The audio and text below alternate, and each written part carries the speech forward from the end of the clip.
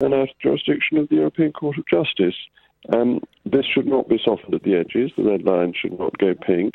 That is the Prime Minister's position, and I support her. You say, you're talking about the Conservative manifesto, June 2017, was very, very categorical about single market, customs union and the like. But also, so was Theresa May when she talked about delivering Brexit, when she, I would say elected by Tory MPs, not by the Tory party faithful, never got that far, when every other candidate dropped out when she became Conservative leader in 2016. Do you feel that if she doesn't deliver on that, that she made her way to be the leader of the party under false pretences? No, I think the Prime Minister will do what she said, but some members of the Cabinet are consistently briefing against her and trying to undermine what she is aiming to do.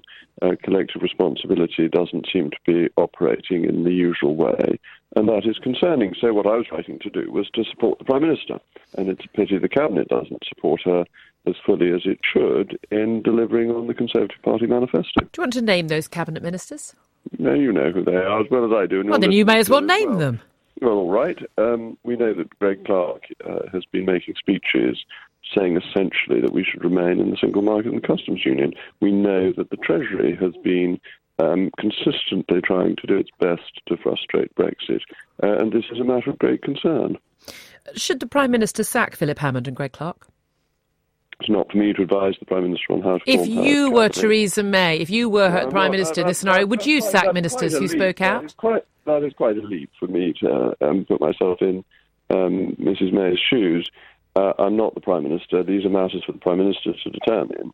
But it is unhelpful to her and to the country to have a cabinet that does not abide by collective responsibility.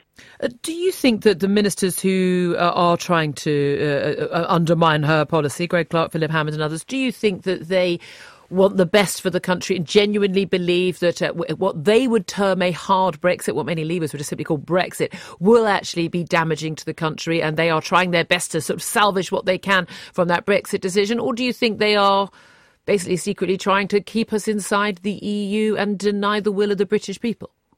Well, you must ask them that question themselves to find out what their motives are. The effect of what they're trying to do is to water down the referendum result and the general election, where both the Labour Party and the Conservative Party committed to implementing the result of the referendum. And I think there is a problem that parts of the British establishment have never really accepted the referendum result, regret the fact that the British people didn't accept the advice and wisdom of the great and the good. And if you listen to the speeches made in the House of Lords over the withdrawal bill, you'll see the extraordinary condescension from the great and the good to the British people. And I think that is a problem within the British establishment. Do you think they're going to win, though, that they're going to stop Brexit from happening? No, because the withdrawal bill is now through. So if nothing else happens, we leave the European Union on the 29th of March next year in UK law and in EU law. And is it your view right now that a no-deal Brexit is still better than a bad-deal Brexit? Oh, of course, yes.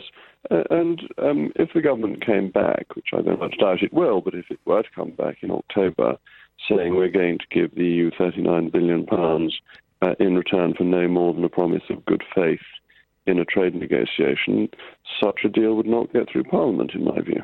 And if that deal didn't get through Parliament, if your group of 60 MPs who are Eurosceptic members of the European Research Group, DUP's 10 MPs, you've got about 6 to 8 Labour MPs who are staunchly Eurosceptic as well, if that were the case, Theresa May's government would fall, would it not? And you would be bringing what Lord Hague has talked about, this chaos, revolt, resignations and a leadership election. No, that doesn't follow because of the Fixed Term Parliaments Act, which has changed things. Under the Fixed Term Parliament Act... Well, no, that's about elections. That's nothing to do with the leadership of the Conservative Party. The two, in a way, become the same. That until that act was brought through, a government could say that any individual motion was a vote of confidence and could therefore challenge people to bring down the government or to support a particular motion. Since that act, that doesn't apply, that the two are now entirely separate. The vote of confidence is as set out in the Fixed Term Parliament Act according to a specific form of words, and all other motions in front of the House are not confidence motions.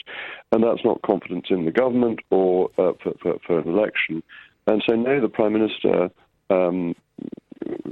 in the unlikely position that she doesn't come back with a good deal, could easily remain in office and could maintain the support of people like me to remain as Prime Minister whilst the implementation bill founded.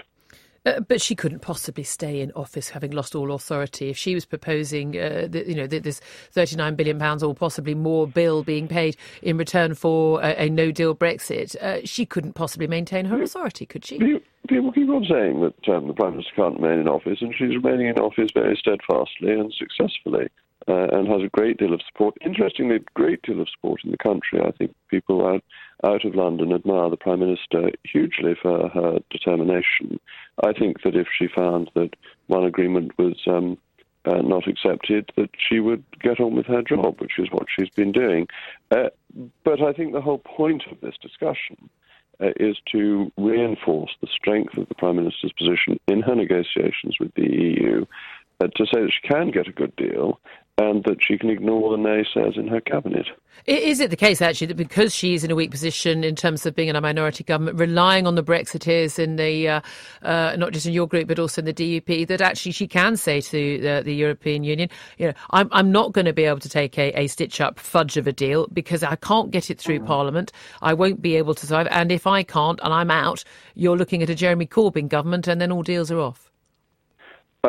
Well, I don't think we'll get to a Jeremy Corbyn deal, but I think that it does strengthen the Prime Minister's hand. The knowledge that she can only get a good deal through Parliament means that she can be tougher in negotiations with the European Union than would otherwise be impossible. And bear in mind, they're doing their best to be tough with us, and they should be stood up to. And the big cabinet meeting at Chequers on Friday, every single week we have another crunch week. This is the time for her to get off the fence. Do you think she's going to be able to maintain the attempt at fudge that there has been to keep both sides of the cabinet, both sides of the party happy? Or do you think after Friday she's going to have to come down on one side or the other?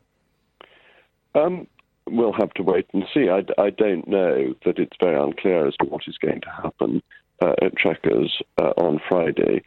But the key for me is that the government should do what it said it would do in the Conservative Party manifesto, that when politicians promise things to voters, they have an absolute duty to deliver on them. We were very, very clear in the manifesto, and nothing that happens at Chequers should undermine or fudge that clarity. OK, and just finally, in terms of the politics, what do you fear most, Brexit not happening or Jeremy Corbyn government?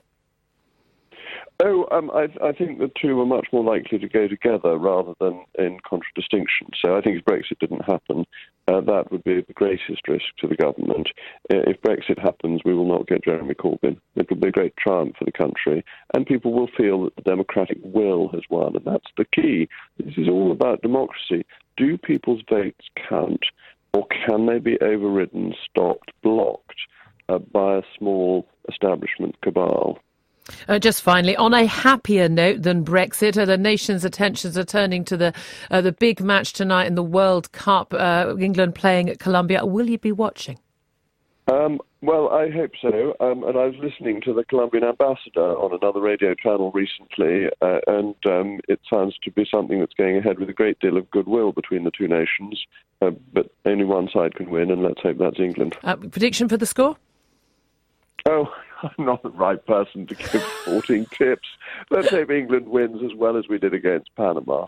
Thank you very much, JHBrewer, Tory MP for North East Somerset, some say a future leadership contender, chair of the European Research Group and member of the Brexit Select Committee.